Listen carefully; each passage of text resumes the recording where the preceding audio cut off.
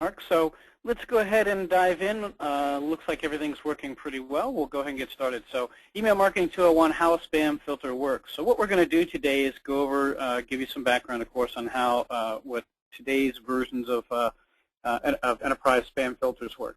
The goal of today's webinar is not, hey, here's how to get around it and how to cheat a spam filter. It's really for people and the attendees to understand how a spam filter works, so you can understand how your good email may end up in the spam folder and the spam box. So a little background for the people who are attending today. We have for Pinpoint a free 1-month Pinpoint service that's worth anywhere from $49 to $550. Just go to the Pinpoint Get Started link. You can use the noted coupon code, and that's for monthly subscriptions between 5,000 and 100,000 emails per month. So just a quick note on that. Mark, I think for attendees you have something also? We do. We're offering a free Net Prospects trial account, and we're also offering a consultation to help you acquire new business contacts. And you can just email us, or you can email me at mfeldman@netprospects.com.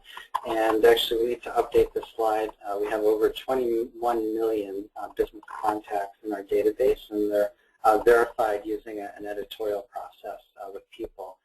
So we'd love to help you guys generate new business opportunities. So just reach out to us, and we'll give you a free consultation on how to do that. Okay, great. And we actually have quite a few customers that have also augmented their data. We have customers who, for example, under their website or on their website, they might collect, email address or just first name, for example, and then they've looked to use Net Prospects to augment the data, the other fields, so they can do better targeting and selection, as well as some of the, social links. So you've got, links for Facebook and so forth for a lot of the accounts. So just a quick note there. We do ask, just on this, we do ask, please share us. Our webinars are free, so we do ask that you share. If you want to tweet our tips, you can see the tags that are used for Net Prospects and Pinpoint, or where you can find us. The blogs, I know on ours, these are the blogs for both the companies. And as Mark mentioned, the slides and recordings will be posted, and we'll send out an email to notify you by Friday or possibly Monday. We try to get to this week. Okay, but the slides and recordings will be on the Resource Center if you want to check there, as well as on the blog. So again, please pass it along. We do appreciate that. Quick, just 60-second introduction on Pinpoint and why we're different, and we'll dive right into the content. Just your quick takeaways on Pinpoint. Our Pinpoint focuses on business-to-business communications. So we're the most feature-rich email marketing solution for business-to-business communication. We do have an enterprise version, so in addition to being sort of like a constant contact on steroids, as some of our customers have called us, we have a version that allows companies to have anywhere from 5 to 250 user logins for those who need, different logins, or for agencies, for example. And then we also have some cool features, one of which is a feature called behavioral targeting that can improve the results by about 30 to 35%. So with that, Mark, did you want to add 60 seconds on Net Prospects, and then we'll go ahead and we'll dive right into the event? Sure. Yeah, actually, I'll cut it down to 10 seconds so that we can get right into the content. So we have over 21 million decision makers verified, and we can help you guys generate new business with phone numbers, direct dials, email addresses, LinkedIn, Twitter, Facebook profiles. So happy to help you guys do that. Check us out. Great, thank you. So today what we're going to go through is the email delivery architecture, and we'll talk about what affects email deliverability. Today we'll talk about reputation in quite a bit of detail. We'll talk about authentication and authorization, what those two items are, how they're different, sending technology, and then finally email content. Now today's event is not going to talk about email content, so the actual content of your email and how it may or may not get caught into a spam filter. This is really talking about the infrastructure level aspects that may get your email caught in a spam filter or not properly delivered. We do have a different webinar we've done in the past that we will be repeating in the next 30 to 60 days called Email Marketing 101. And in Email Marketing 101, we focus specifically on email content, and we tell you a little bit more about how spam filters look at various content and phrases and the kind of things you can do to improve the content as well as to improve the response rate. So that's not part of today's. That's for a different webinar. We're going to focus specifically today on the infrastructure related aspects.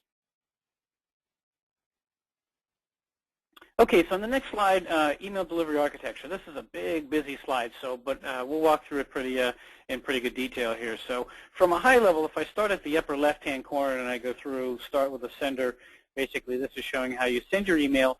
And for the purposes of being consistent, we'll talk about sending it via an email service provider.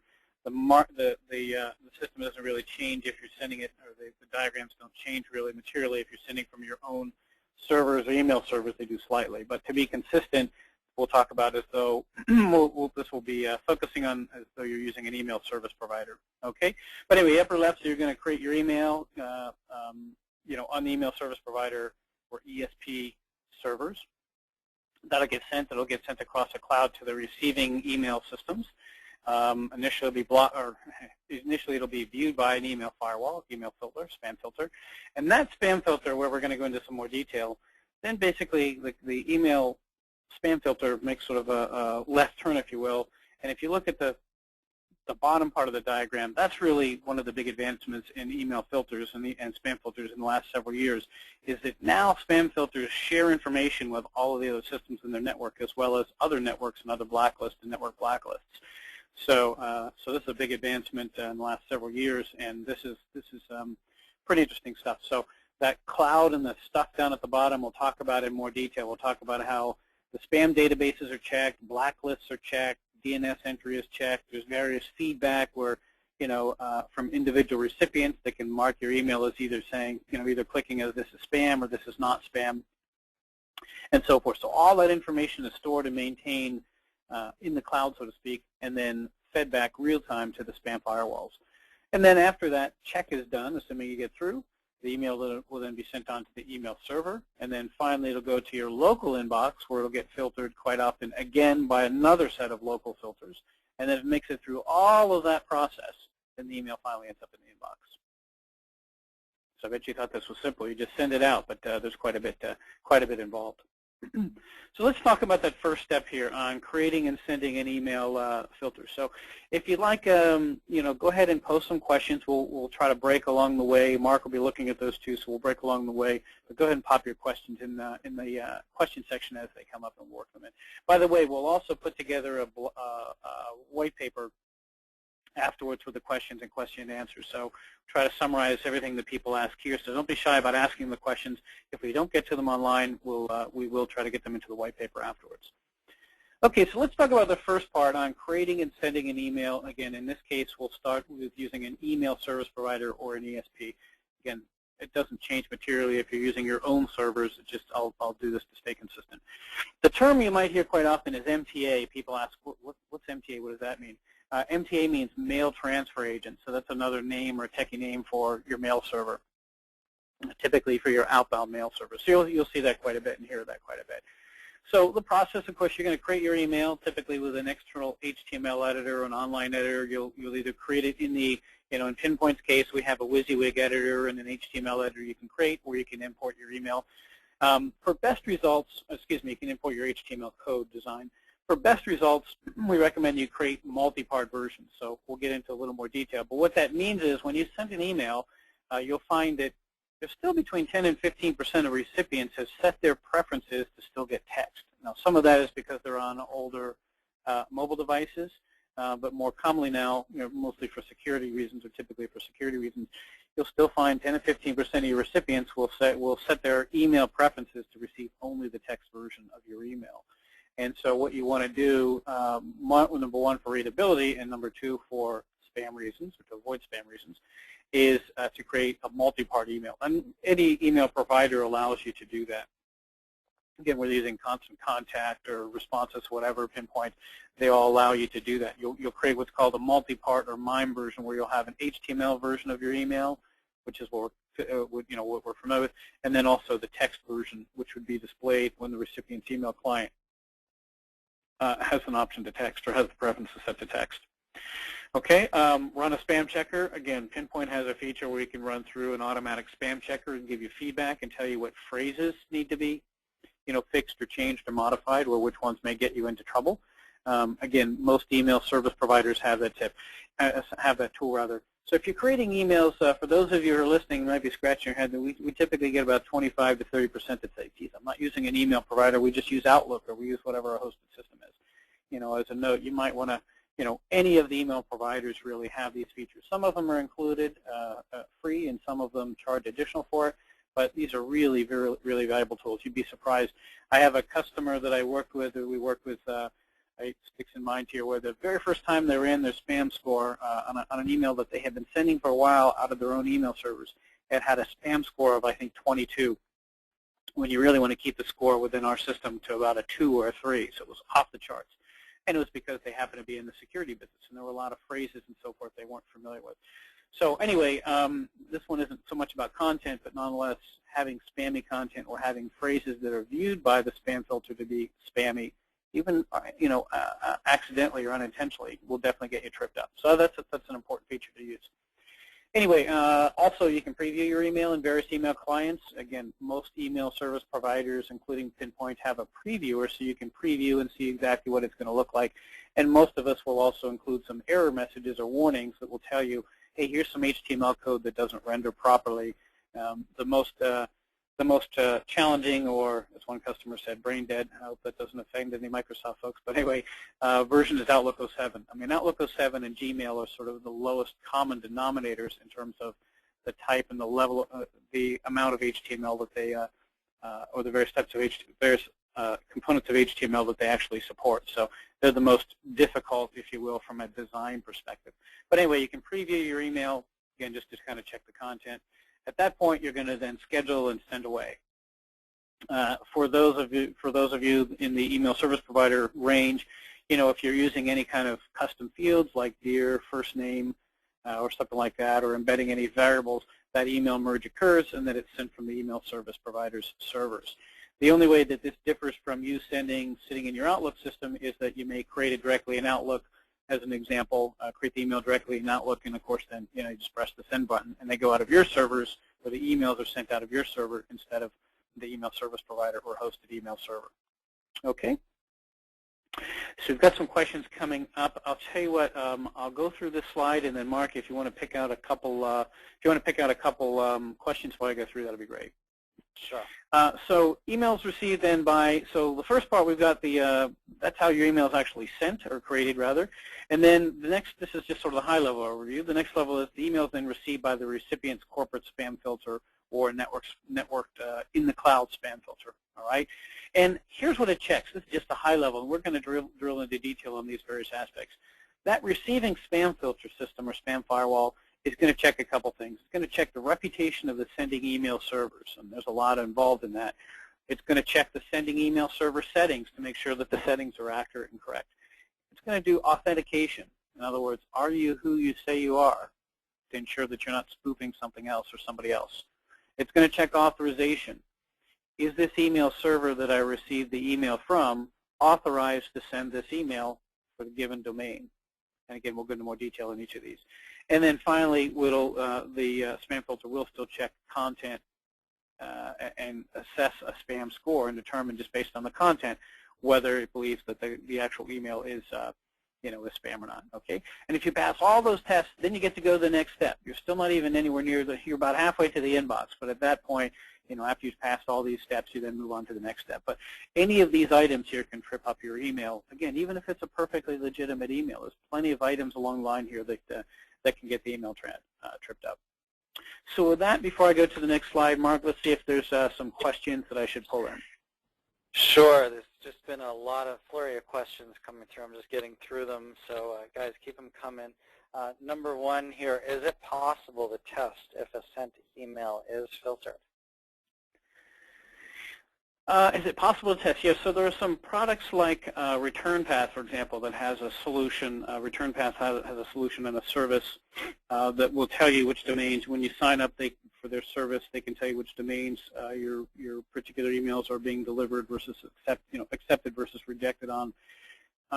Interestingly, as you'll see as we go through this, there isn't a deterministic, guaranteed way to say, hey, exactly which emails are and are not being delivered in any given network consistently, right? So what I mean by that is, think of it almost like changing weather, right? I mean, the servers that you're sending on may, for a short window, become blacklisted, or the email volume may pop up, and that may trigger a few email spam filters to temporarily block your content, for example.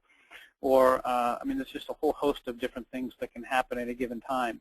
The local inbox filter for the actual recipient may have some additional settings that override the settings or the spam filter settings of the network-based, the enterprise spam filter.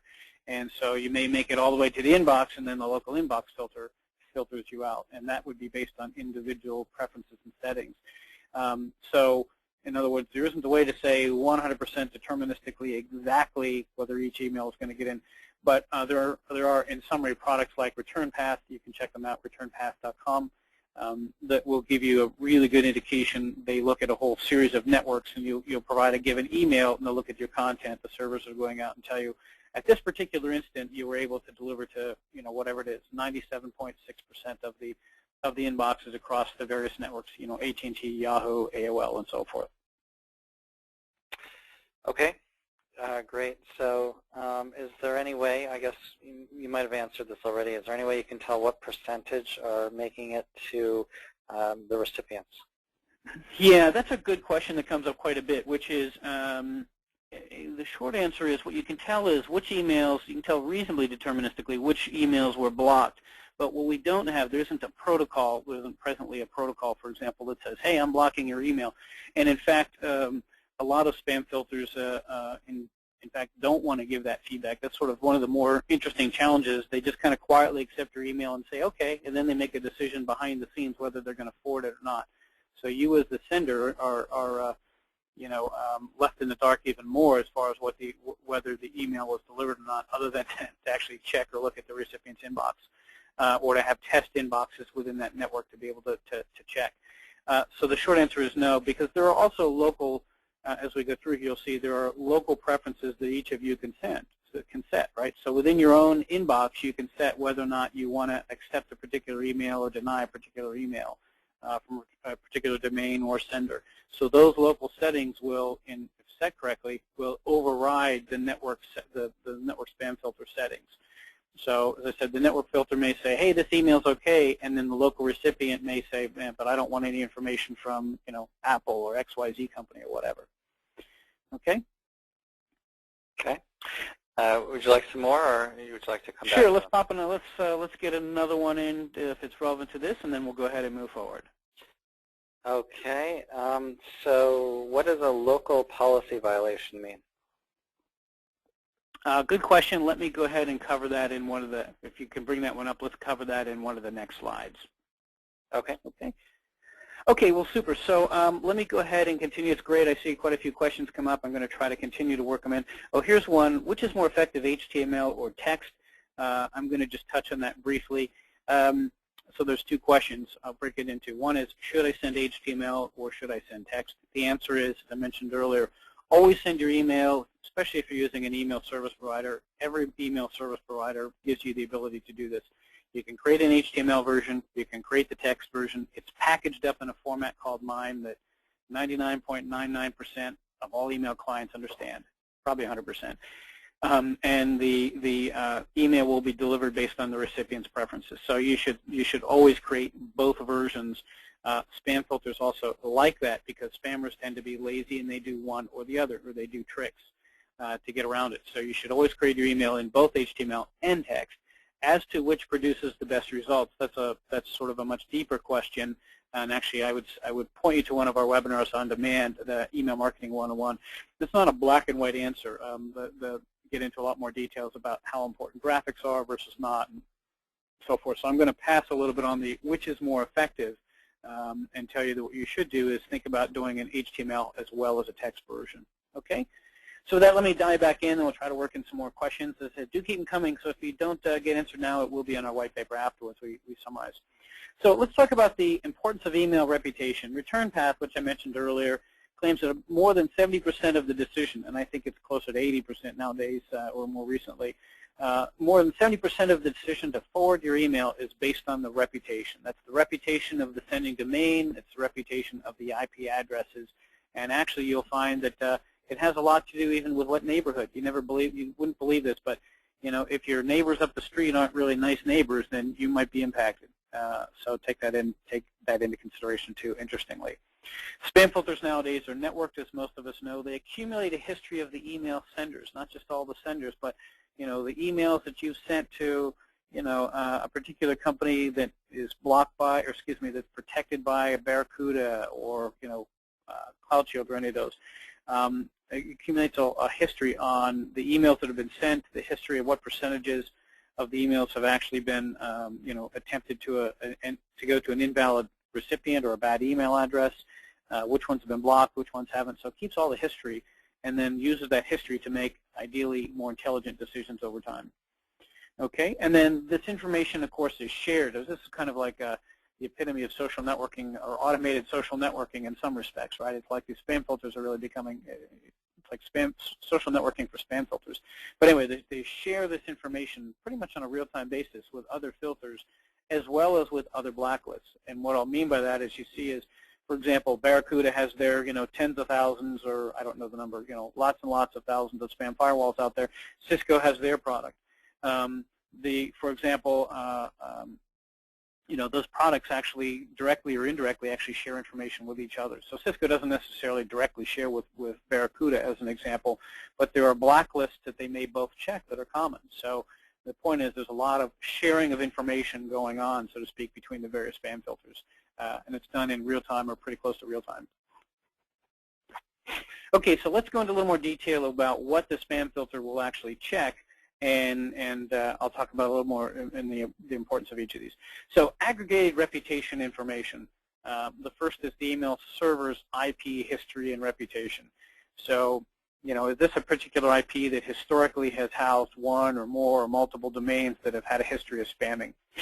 Interestingly, as a side note, for those that have done higher email volume, you probably already know this, but when you first start sending email from a given IP address, okay, like if you're in corporate enterprise and you fire up a new email server on a new IP address, for example, what we find is in the first 60 to 90 days, there is no reputation. Basically, there's no history. And so when an IP address or when a spam filter starts to see new emails coming out in any volume from a given IP address initially that's had no history, it'll tend to immediately assume you're guilty until proven innocent. Unfortunately, it's not the U.S. court system. You're guilty until proven innocent, and you're presumed to be spamming until you develop a reputation and a history that you're not a spammer. So the point of that is there's a concept of warming up the new IP addresses. It takes a while for an IP address to develop a history, a positive history, but it doesn't take long to develop a negative history. You pretty much are. As soon as you start sending in any reasonable volume, that IP will immediately have a negative history for most blacklists, not all. And then you'll improve it over time, hopefully by actually not having a high level of complaints. Next thing is the sender on a global whitelist or a local whitelist? The whitelists aren't used quite as frequently anymore. SenderScore is one that has a whitelist. There are a few others. For most email providers or very large senders, if you're sending to, for the very, very large companies, large meaning if you're sending, 1 million per month to, to several million per day emails, which tends to be more in the business to consumer side. They're what are called feedback loops. So you can get in the feedback loop for Yahoo, Microsoft, all of the networks will provide, primary networks will provide you feedback so that when somebody clicks the little button that says this is spam, or they report the email as being abusive, that information gets sent back to you as the provider or as the sender of that email. And then you can use that, obviously, to determine whether, in our case, as an email service provider, if we get a lot of complaints from an email, from an email client or from an email campaign, we know that we need to investigate that particular client because there are certain ratios of spam complaints that are sort of expected versus not expected. I'm jumping a little bit ahead, but the line item on spam complaint rates, as I just mentioned there, the ideal range that most email providers like to see is no more than 1 complaint per 1,000. We've seen campaigns that have had 1 in 20. So, you send 100 emails and there's 5 people that click the spam button. That's not good. It's unfortunate a lot of people also click the spam button because they're too lazy to actually just click the unsubscribe button, or because they've developed a lack of trust that the unsubscribe button will work. It's unfortunate that's the case because that actually impacts deliverability and future deliverability for a short window. But anyway, so that's the target spam complaint rate. Another one, jumping back here, blacklists and URLs, domains, IPs. So is the domain, the sending domain, or is the IP address or is the IP address of the email server on any of the blacklists? I mean, there are hundreds of blacklists. There's probably only a dozen that are really important. And actually, we'll put that on one of the Q&As. We'll go through and explain which ones are more important, which ones are probably not so good, or not very useful, if you will. But anyway, the spam filter is real-time checking on whether it's blacklisted. Yeah? Yeah, quick question. I see a few questions coming in about IPs, and maybe you could just clarify what the difference between an IP is and an ESP. Oh, okay. An ESP is email service provider, so that would be like us, right? An email service provider would be a constant contact, a vertical response, a pinpoint to the email provider that's developing or it's hosting your outbound email campaigns. IP is the IP address, the physical IP address that the email server is located on. So whether that's the email IP address, the IP address of the email server for us as the email provider, or whether it's the IP address of your internal corporate email server that you might be using. So that's what the difference is. So IP is the IP address, and ESP that I used earlier means email service provider. So thanks for the clarification. Another big one, so this is probably, I mentioned blacklists to finish up on that, but this is probably one of the biggest ones here, the spam honeypot hits. So what is a spam honeypot and how the heck do you get on it? A spam honeypot is there are spam filters and blacklists that all they do is they go back and, I shouldn't say all they do, one component that they do is they go out and they harvest unused domains, and some of them actually create domains that do nothing but put email addresses, for example, on websites to catch people who are crawling websites to look for email addresses. But the most common honeypot is created by taking or reharvesting domains that have been obsolete for the last typically at least 6 months, and more commonly at least 12 months.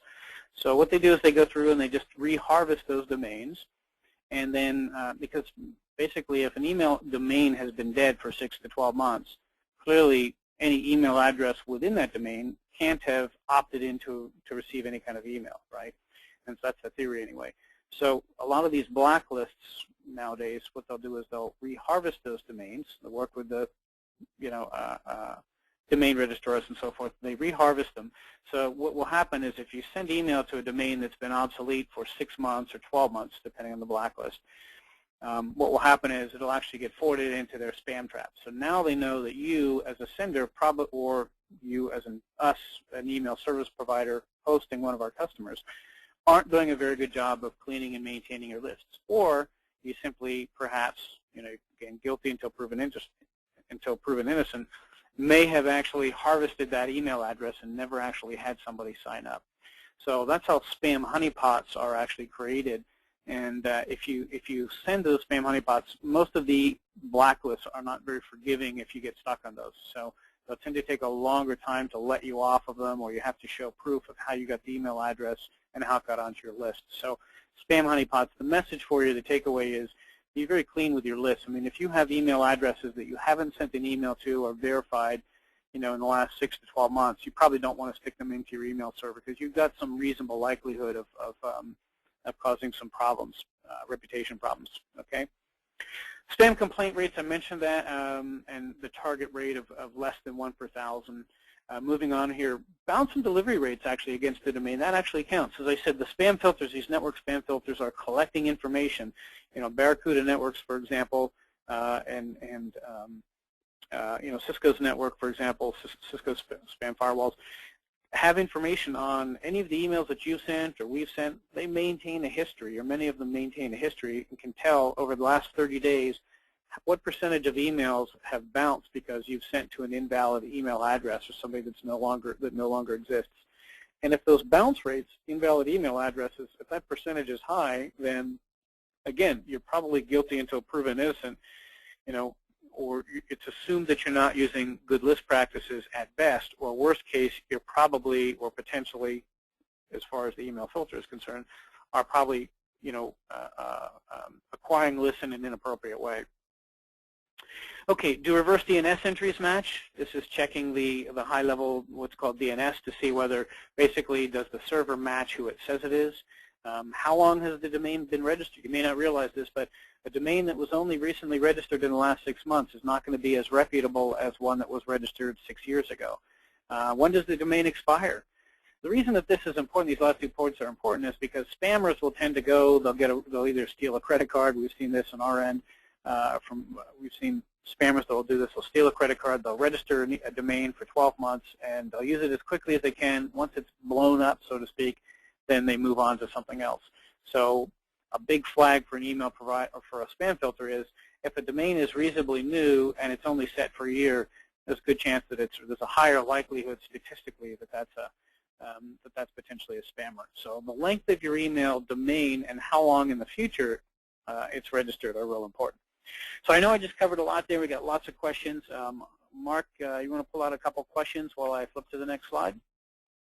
Yeah, it's a little tricky here. I think we've got about 25, 30 questions here. So, so sorry if I don't get to everybody's question right now. Okay, so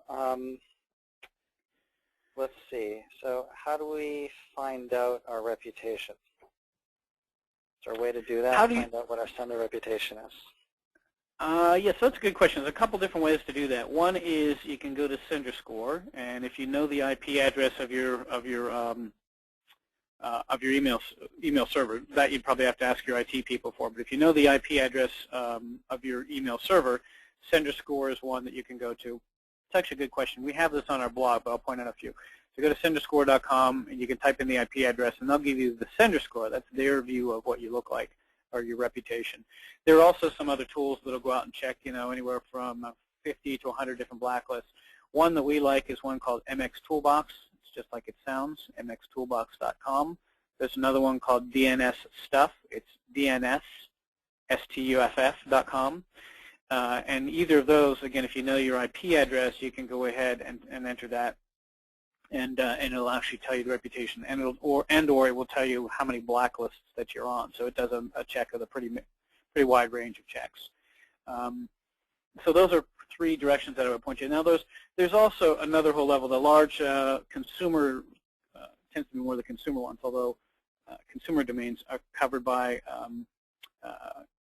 a couple other different spam filters that it's not as easy to tell you exactly how to go check them. So we'll have an entry on our website of some of them that you can go check that'll tell you, here's how to check, I think Gmail, for example, and a couple other domains, AT&T and so forth. Roadrunner is one.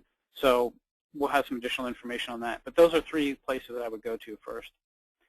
Here's one that comes back, actually I'm going to jump in on, which is to help avoid people, or to help reduce the likelihood of somebody clicking the spam button in their email, because again, that counts as a vote against your email. So how would, the one question is, do you recommend putting an unsubscribe link up at the top of your email? That's a great question, and actually we do. So one of the things we've seen is people are a little bit surprised at this. Why would I want to stick the unsubscribe button all the way up at the top of my email? People are going to unsubscribe. I'll have a higher level of unsubscribers. That's correct. You probably will. But it's good, because what we found statistically is if we don't have an unsubscribe button at the top, okay, what will happen is some people are too lazy, or they don't want to look for the unsubscribe button at the bottom, or they'll just click this to spam. But if you put the unsubscribe button at the bottom, at the top, typically in the upper right, what we find is anywhere from a half to 3/4 of the people that will click the spam button will just click the unsubscribe button at the top instead. So that's really important, because you're knocking a half to 3/4 of the people out that may have otherwise inadvertently or whatever reported your email content as being spam. So that's a great question and a good tip. Here's one I see. What are the best practices in reducing bounce rates? The best practices are, once you see a hard bounce, take it off of your list. If people unsubscribe, you have to keep them off of your list. Don't put them back onto your list, or make sure they don't get back onto your lists.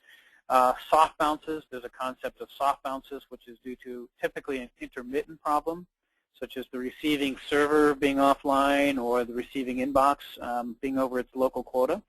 There's a whole host of things that can happen that can cause an intermittent problem. One quote-unquote intermittent or temporary problem, considered a temporary issue, is your email content being blocked. And so what will happen is if you continue to send to an email address and you continue to get what we call soft bounces or intermittent problems, after 3, 4, 5 times, you probably want to assume you ain't getting through. So it's best to take those off of your list too. As an email service provider, again, virtually all of the ESPs, Pinpoint, Vertical Response, any major ESP, email service provider, does or provides that list management for you. So any hard bounces will automatically be taken off of your list or flagged as hard. Any unsubscribed will be automatically managed. So I think those are the key points. Another one, just sort of closing on that, is as I mentioned earlier, be cautious about using contacts that your sales guy brought in and said, hey, I've got this list and I haven't had anybody send to it in like 9 months. It's my Rolodex and I haven't sent anything to anybody in the last 9 months or 12 months. Probably not a good idea to pop that into your email server or email services. Use some caution, or at least if you can do a preliminary manual scanning before you send it, that would be best, because again, those hard bounces and then potentially some of those may turn into spam honeypots. Those are really damaging. Okay, so let me do the next slide. We've got a lot of great questions coming in. Please do keep them. If I can't work them in, I said you'll get them in the white paper afterwards. Let's talk about the local inbox, and then I should be able to break for another question, a couple round of questions. So I just mentioned all of the stuff that's checked by the network spam filters. Now what happens is your email goes to the local inbox, and it gets filtered again. So after all of the checking you've been through, there's still the opportunity for the local inbox or for the individual recipient to set their own preferences. And so here's what's going to happen is the local inbox is going to apply the local and personal settings. The first that's checked is the sender locally whitelisted? Okay, so in other words, if you've seen all this, you've typically all seen this, I'm sure, in your email where it says, hey, to ensure you see emails from us in the future, please add sales@pinpoint.com or craig.stouffer@pinpoint.com to your address book. If you've added somebody to your address book and/or if you've added them to explicitly to what's called a local whitelist or domain accept list, then that email will get through. So you want to do that to ensure, on the other end, to ensure that your email gets through. The other end of that, of course, is as a sender on a local blacklist. So if you received email, if you as the individual have received email from somebody, you've already marked that as spam in the past, then your local inbox filter will remember that, and it'll, at least most of them will anyway, and it'll mark future emails from that person or from that recipient, from that sender rather, as spam, and it'll typically get put into your spam box. By the way, sometimes it'll just get thrown into a black hole. You'll never see it. It'll just sort of disappear. But typically it'll go into the spam box. Okay? Which is what I said there. If I marked a previous email as spam. And then also, there's also a local content filter. Typically, local inboxes, or the inbox quite often is also covered by or runs yet another local content filter.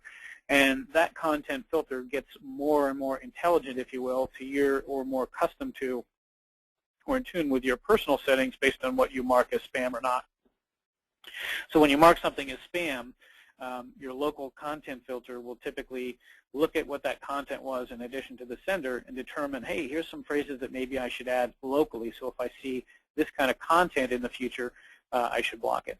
Okay? So if you passed all of that stuff, bottom line, then your email finally makes it to the inbox.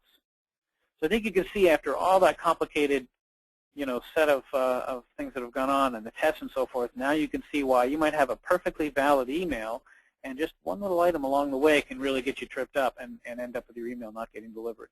The numbers that we've seen, they vary depending on who you refer to and which statistics you look at, but we've seen claims of anywhere from 15 to as high as 25% of legitimate business-to-business opt-in email, permissions-based email is blocked at any given time for one of these tripped up, one of these reasons where it just simply gets tripped up. Okay. So with that, let me jump on to infrastructure. I'll cover this and then take some questions. So email delivery infrastructure. This one I'll cover real quickly. What's required by the email service provider servers, or really by any MTAs, any mail transfer agent or any email server for the IT folks. The IP address has to be configured properly. There's what's called the DNS and reverse DNS settings. They need to be correct. Properly formed envelope header and the from and reply to.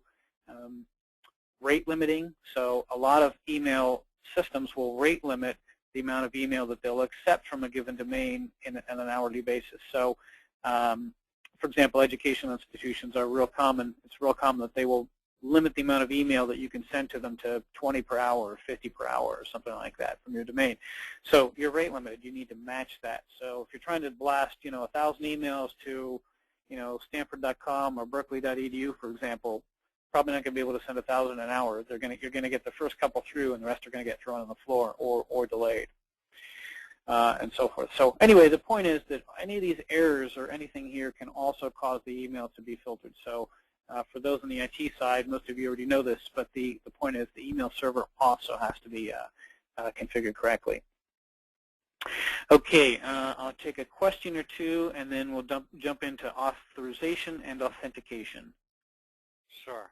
Craig, there's been a lot of questions on the area of dedicated IP addresses. I was wondering if you might be able to talk about that, advantages, disadvantages, and anything else that might be relevant.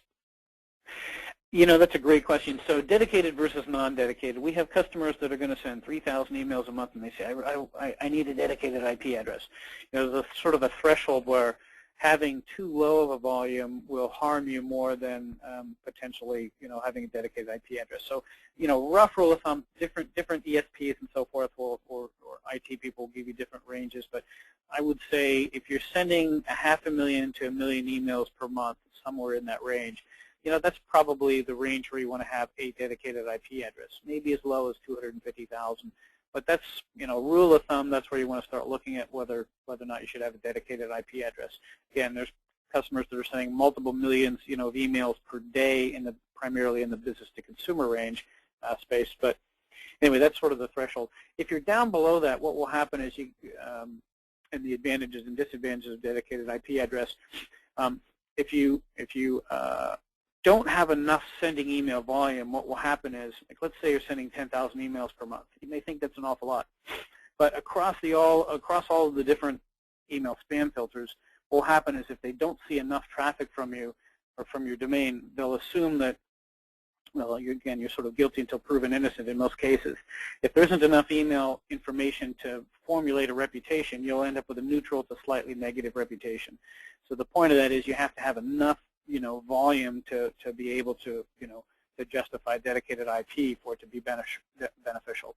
The places where you would need to have a dedicated IP, there are certain industries, it doesn't matter how legitimate you are or you aren't, but there are certain industries, security, physical security, financial services, loans, mortgages. Those are some of the industries that as email service providers we see tend to get a very high complaint rate. Doesn't matter whether you're legit or not. Those industries and those types of emails tend to get very high spam complaint rates. So as an email service provider, you'll find some email providers will say, sorry, if you're in those industries, thank you, but no thank you, go find another vendor.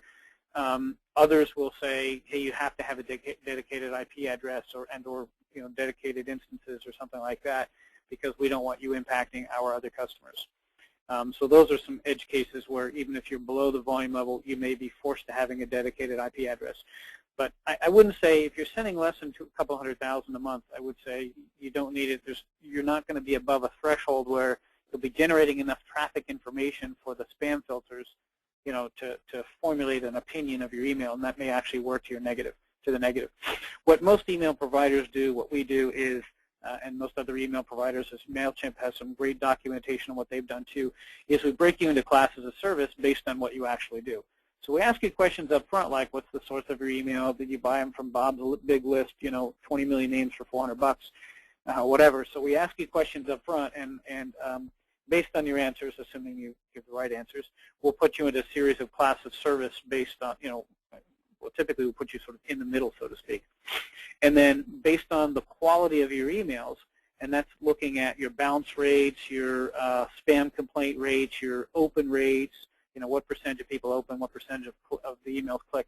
So we use some of the exact same characteristics that a spam filter would. And we look at those over time and say, okay, hey, if the characteristics are really good, we'll move them upstream to our really, really good clean IP addresses.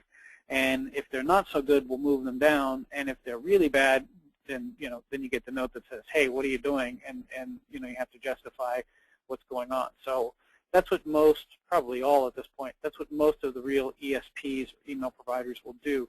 And so the point of that is you're going to get grouped into the IP addresses with other companies that are similar characteristics to you. So they have similar delivery rates, similar response rates, and so forth. We call those classes of service. That's the best way to sort of manage it as an email provider. So long answer to your short question, but that's a really good question, and it comes up quite often. So, okay. Let me grab one more in here, and I know I'm getting a little bit short on time. Is there a reason to remove emails that have not been opened in your email list, say 6 months or more? You know, that's a great question. A lot of email providers also provided sort of from a best practices.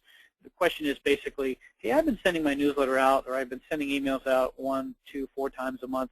6 months, I have people that have never, ever opened an email. What should I do? And the answer is, in most cases, you're probably better off to eliminate those people from your list. Just eliminate them, delete them from your list. They're not opening your emails anyway. There's no value in keeping them on your list. We kind of like it as long as they're not complainers, we kind of like it as an email service provider because we charge you by the number of emails you send. On the other hand, that's not going to help your long-term reputation. And if they're not interfacing with your emails, there's no need to keep sending to them. Okay, so let me jump forward here because I'm getting a little short on time. I love all the questions. We will definitely get to them in the follow-up white paper. So I'll cover these two. The next two topics are reasonably technical, so I'm going to show the slides, but I'm not going to go through them as detail. I'll leave them for you to look at in more detail afterwards, but when you get the follow-on slides. What is email authorization? Authorization is, are you sending emails, are your sending email servers authorized to send on behalf of this domain? So what that means is, for example, we're an email provider. Our company is Pinpoint. We have sending domains. When we send an email on behalf of you, and you're at, mycompany.com, the recipient server has to say, wait a minute, the email's from mycompany.com, but the server here is Pinpoint. So is Pinpoint, authorized specifically to send emails on behalf of mycompany.com? That's what authorization is. And as an email provider, yeah, we set all that up and make sure that it works for you. It's, magic stuff. We make it work. Any email service provider will make it work for you. But it's important for you because you need to know that, the email servers need to be set up in a way, to show that the specific email server is authorized to send email on behalf of you. And there are two different standards. Microsoft has one called Sender ID. There's another one called Sender Policy Framework. They're different but compatible formats.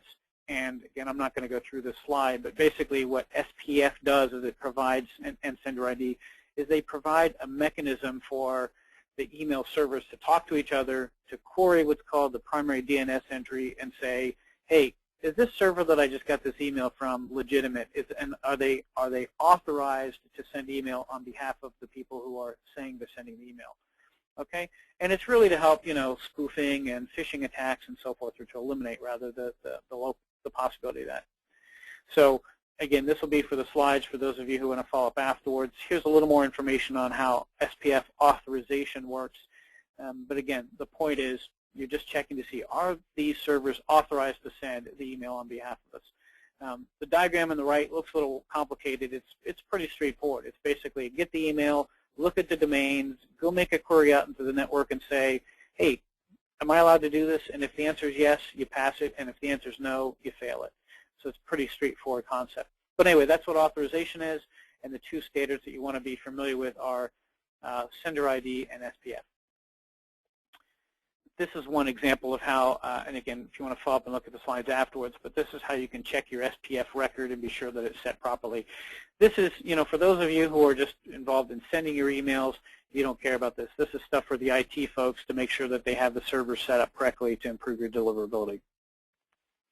Authentication, and also because these terms will come up and you want to know what they are. Authentication is really, okay, are you who you say you are? So let me try to give you an analogy between the two, right? Which is, I'm going to go get on an airplane, and I have, when I go through security, right, I have a boarding pass and I have my driver's license. Okay, my driver's license is the authentication. It says they're going to look at me and look at my picture and back and forth a few times and say, yep, that's you. Okay, so that's really authentication. You are who you say you are. Authorization is, do you have the right to go back here and get on the airplane, right? That's your plane ticket. So SPF and Sender ID, the stuff that I mentioned in the previous slide, that's your plane ticket, right? That's the thing that says you're allowed to go down here and get on the plane. Authentication is, your driver's license. Are you who you said you are? Okay? And again, the purpose of these two pieces are to ensure that spammers don't hijack your domain or hijack your email, and send emails on behalf of you that they're not supposed to. We've all gotten emails that say, hey, this is from Bank of America. Click here and enter your password, right? Most people are smart enough not to do that now, but it only takes 1 in a few 100,000 to make a mistake and click on that and enter their information. And a spammer who sends hundreds of millions of spam emails, phishing attacks, even at 1 in a couple 100,000, foolish people, they can get away with an awful lot. So anyway, those two features are really designed to help, reduce that. And authentication is done with cryptography. You'll have what are called keys, a domain, what's called the domain key, a public key, and a private key. I won't go into the details. You can read the slides afterwards. But the key point, as I said, is are you who you say you are, and are you permitted to do this? Okay. What's the impact of not doing both of these today? SPF and domain keys, or DKIM. Those are the two pieces. The real impact of not doing this today, there isn't an absolute answer. There are a lot of variables, but empirically, what we see is if we turn off authentication authorization, or if an enterprise customer has done their own analysis, we find that anywhere from 5 to 15% of the emails may be blocked. Okay, so the takeaway point is, if you or most email providers, virtually all real email service providers are going to provide these for you and have it set properly. But if it's not set properly, or if you're doing email internally, you want to look at having both of these set properly. Otherwise, you'll lose anywhere from 5 to 15% of your email. Okay. And then email content filtering, not covered in part of this webinar. As I said, here's how you can grab the previous version of content filtering. And content filtering is going to do, content filtering is really where a lot of the spam filtering, started out, whatever, 5, 6, 8 years ago. It was all really about content. We were trying to determine, are these, cool little phrases, or is somebody trying to trick us, or whatever. What phrases might be associated with spammy content. That's really how, spam started out, and it's really grown and gone way, way, way beyond that. But anyway, content filtering, we have a different webinar, Email Marketing 101, that Mark and I have run. We'll be running it again in the next 30 to 60 days. There's the on-demand version if you like. And also, if you want to know a little bit more about the actual tests that a spam filter does for that, you can see that. Tip is always use your email provider's online spam checker. Again, any of us have it. If you're not using an email service provider and you're sending a couple thousand emails a month at least, you might want to seriously consider whether it's us or Constant Contact or anybody, because we all have spam checkers that will help you. Okay, so summary, and then I've got about 3 or 4 minutes for questions. Summary is email delivery is more than just content filtering, as I said. There's really all of these other aspects, and really the takeaway for the folks on this today is, again, we're not trying to tell you how to get around it or, trick a spam filter. Design better, more efficient emails. Understand the different things that can get your email tripped up, and then select your vendors appropriately. Again, virtually any of the top-tier email providers are going to have all these features. Whether you go with a Constant Contact or Vertical Response or, Pinpoint, we all have the same feature. We all have that infrastructure done, properly and correctly. You'll make your decision based on different features and support and so forth. But we'll have this, implemented correctly. If you're doing email in-house, you rely on your IT staff. Hopefully these slides and this information will help you, set up your servers and understand better what you need to do for proper delivery.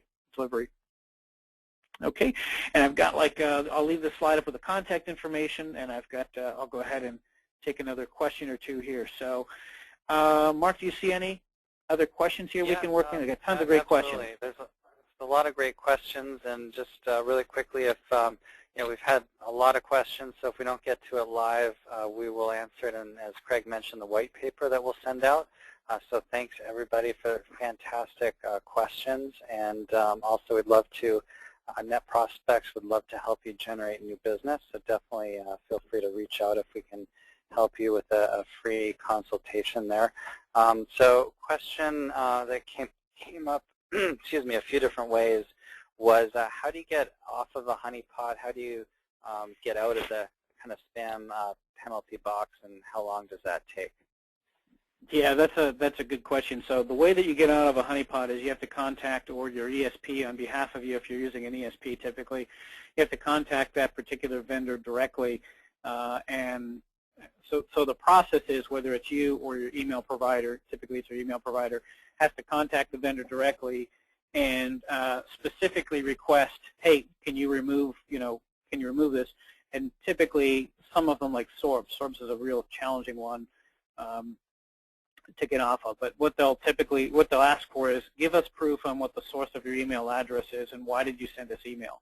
So the only way you can get on some of those blacklists, some of the blacklists like Sorbs, is somebody can't nominate you. They can't, do a spam complaint, high level of spam complaints. The only way that you can get on the blacklist is if you've sent to, an obsolete, invalid domain that's been turned into a honeypot. So they know that you're not using good list practices and list cleaning practices. So anyway, the short answer is you contact them or your ESP contacts them directly. The question is typically, why did you send to this address? Why was it in your email list? Can you show proof of how you got the email address, for example? And then typically they're removed. Some of them, like Sorbs at one time, charged a fee for every occurrence. Not really a fee; it was a a donation. But anyway, so that's the way that that's handled. I have one I'm going to jump in. My CMO thinks that our email sending on behalf of us by our email provider is hurting our open rates. Is this true? It's tough to answer. As a general rule, I would say no. I mean, typically, email providers will do a better job because that's our business, at managing deliverability. It's not a black and white answer. I mean, your CMO could be correct. It might be incorrect. It's going to depend on a whole series of factors, as I said. If your internal servers are all set correctly and accurately and IP addresses are warmed up, there's a whole set of assumptions where, if your delivery infrastructure is all set up and you're only sending a couple thousand emails a month or less than a few thousand a month, then fine, maybe, and you're doing a good job of maintaining lists, then send them internally. Once your volume gets to a certain level, once you're sending thousands, tens of thousands, hundreds of thousands per month, then you probably want to look at outsourcing it. And you get into other issues too, like sending within the same domain. So if your company is, mycompany.com, okay, and you send a couple 100,000 emails out of an email campaign, and the sending domain is still mycompany.com off of your own email servers, and you start to get a lot of complaints, that can actually completely impact your entire delivery, corporate email delivery. So it's a good question. There's not a black and white answer. It also depends on what email service provider you're going with. So again, if you look at, there's a review called Top 10 Reviews, for example. They review the top 15 or 17, 18 email providers. If you stick with, any of those, we all have good infrastructure, and you'll generally find that your delivery should be the same, certainly, or better with an email service provider. So hopefully that helps. I think we've got time for one more. Mark, do you see anything else? And then we'll leave it. I think we're a little bit over time here, so I think we'll need to close it up today and get the Q&A out on the white paper. So with that, Craig, I wanted to thank you very much for a just incredibly informative webinar today, and I want to thank everybody for attending today, and we'll be in touch with you in the coming days with a link to download the white paper that Craig mentioned, as well as the slides, and a video recording today. So thank you very much, everybody. Okay, and thanks, Mark, and thanks for joining. Final plug is, please share this with all your friends and enemies. If the information was useful, tweet about it, tweet some of the tips, pass it along. We'd really appreciate that. And certainly if you have any specific questions, either of us can help you out. You've got our contact information there. So thank you again. I appreciate it.